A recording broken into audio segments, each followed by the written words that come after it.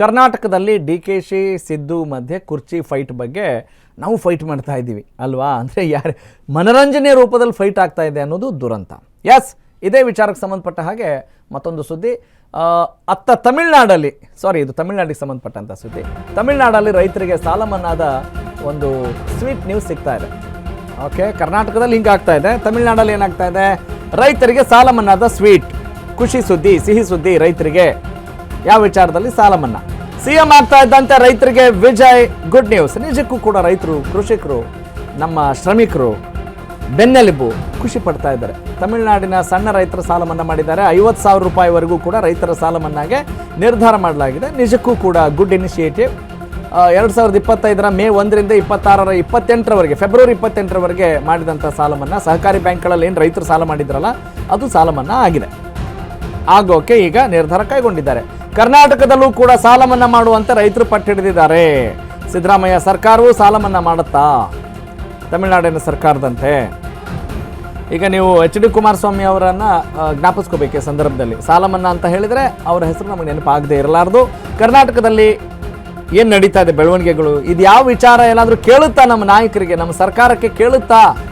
ಬರೀ ಕುರ್ಚಿ ಫೈಟ್ ಆಗ್ತಾ ಇರುವಾಗ ನಮ್ಮ ರೈತರ, ಶ್ರಮಿಕರ, ನಿರ್ಗತಿಕರ, ಒಟ್ಟಿನಲ್ಲಿ ಹಿಂದುಳಿದಂಥವರ ಅಳಲನ್ನು ಕೇಳಿಸ್ಕೊಳ್ಳೋಕೆ ಸರ್ಕಾರ ರೆಡಿ ಇದೆಯಾ? ಗ್ಯಾರಂಟಿ ಕೊಟ್ಬಿಟ್ಟಿದ್ದೀವಿ ಅಂತ ಹೇಳ್ಕೊಂಡು ಅದ್ರ ಮೇಲೆ ಕಂಪ್ಲೀಟಾಗಿ ರಾಜಕಾರಣ ಮಾಡಿಬಿಡ್ತಾರಾ ಅನ್ನುವ ವಿರೋಧ ಪಕ್ಷಗಳ ಮಾತಿನಂತೆ ಇವ್ರು ನಡ್ಕೊಂಡು ಬಿಡ್ತಾರಾ?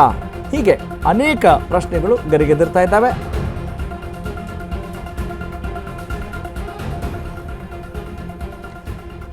ಓಕೆ ನೋಡಿ, ಇದು ಒಂದು ಅಭಿವೃದ್ಧಿಯ ವಿಚಾರ ಅಂತ ಮಾತನಾಡ್ತಾ ಇರ್ತೀವಲ್ಲ ನಾವು, ಇದು ಅಭಿವೃದ್ಧಿಯ ವಿಚಾರ.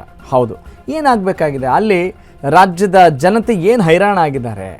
ನಿಜಕ್ಕೂ ಕೂಡ ಪ್ರತಿಯೊಬ್ಬ ಶಾಸಕ ಕೂಡ ಈ ಕೆಲಸವನ್ನು ಮಾಡಬೇಕು, ಅಲ್ಲಿಂದ ಇನ್ಫಾರ್ಮೇಷನ್ ತೆಗೆದುಕೊಳ್ಬೇಕು. ಆ ರೀತಿ ಕೆಲಸ ಆಗ್ತಾ ಇದೆಯಾ? ಇಲ್ಲ. ನಮ್ಮ ಕೆಲಸ ನಾವು ಮಾಡ್ತಿದ್ದೀವಿ, ಅವ್ರಿಗೆ ಏನೋ ಅವ್ರು ಮಾಡ್ತಿದ್ದಾರೆ, ನಮಗೂ ಇದಕ್ಕೂ ಸಂಬಂಧವೇ ಇಲ್ಲ ಅನ್ನೋ ಥರದಲ್ಲಿ ನಾವು ಡಿಸ್ಕನೆಕ್ಟ್ ಆಗಿಬಿಟ್ಟಿದ್ದೀವಿ ಸರ್ಕಾರಕ್ಕೂ ಪ್ರಜೆಗಳಿಗೂ. ಅಂಥ ವಾತಾವರಣ ಸದ್ಯಕ್ಕಿದೆ. ಆದರೆ ಈಗ ತಮಿಳುನಾಡಿನಲ್ಲಿ ಒಂದು ಹೊಸ ಅಲೆ ಸೃಷ್ಟಿಯಾಗಿದೆ. ದಳಪತಿ ವಿಜಯ್ ಮುಖ್ಯಮಂತ್ರಿಯಾಗಿ ಅಧಿಕಾರ ಸ್ವೀಕರಿಸಿದಾಗಿನಿಂದಲೂ ಕೂಡ ಒಂದು ಲೈಮ್ಲೈಟಲ್ಲಿದ್ದಾರೆ. ಯಾವ ಕಾರಣದಿಂದ? ಹೊಸ ಹೊಸ ವಿಚಾರಗಳನ್ನು ಜನರಿಗೆ ಮುಟ್ಟಿಸ್ತಾ ಇದ್ದಾರೆ. ಜೊತೆಗೆ ಅಲ್ಲಿ ಸಮಾಜದ ಸ್ವಾಸ್ಥ್ಯ ಕಾಪಾಡಿಕೊಳ್ಳುವುದರ ಜೊತೆಗೇ ಇಲ್ಲಿ ರೈತರಿಗೆ ಅನುಕೂಲ ಆಗುವ ನಿಟ್ಟಿನಲ್ಲಿ ಅವರು ಮಾಡಿದಂಥ ಸಹಕಾರಿ ಬ್ಯಾಂಕ್ಗಳಲ್ಲಿ ಮಾಡಿದಂಥ ಒಂದು ಸಾಲ ಏನಿದೆಯಲ್ಲ, ಆ ಸಾಲ ಮನ್ನಾ ಮಾಡೋ ನಿಟ್ಟಿನಲ್ಲಿ ತಮಿಳುನಾಡು ಸರ್ಕಾರ ಮುಂದಾಗಿದೆ.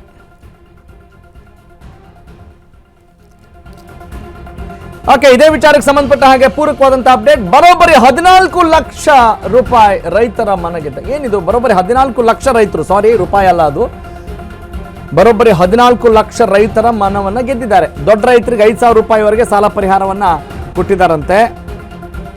ಕೃಷಿ ವೆಚ್ಚ ರೈತರಿಗೆ ನೆರವಾಗುವ ಉದ್ದೇಶದಿಂದ ಈ ಯೋಜನೆ ಜಾರಿಗೆ ತರಲಾಗಿದೆ. 2044 ಕೋಟಿ ರೂಪಾಯಿ ವೆಚ್ಚ ಮಾಡಲಿದೆ ವಿಜಯ್ ಸರ್ಕಾರ ಅನ್ನೋ ಮಾಹಿತಿ ಇದೀಗ ತಾನೇ ಲಭ್ಯ ಆಗ್ತಾ ಇದೆ. This is the news, big breaking news. ಬರೋಬ್ಬರಿ 14 ಲಕ್ಷ ರೈತರ ಮನ ಗೆದ್ದಿದ್ದಾರೆ ದಳಪತಿ ವಿಜಯ್.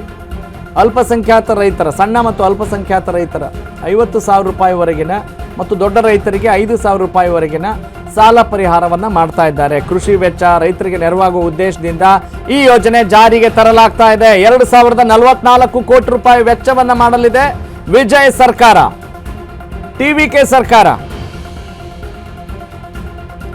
ಎಸ್, ರೈತರನ್ನ ಗೆದ್ರೆ ಬೇರೆ ಯಾವುದನ್ನು ಗೆಲ್ಲೋ ಅವಶ್ಯಕತೆ ಇಲ್ಲ ನೋಡಿ.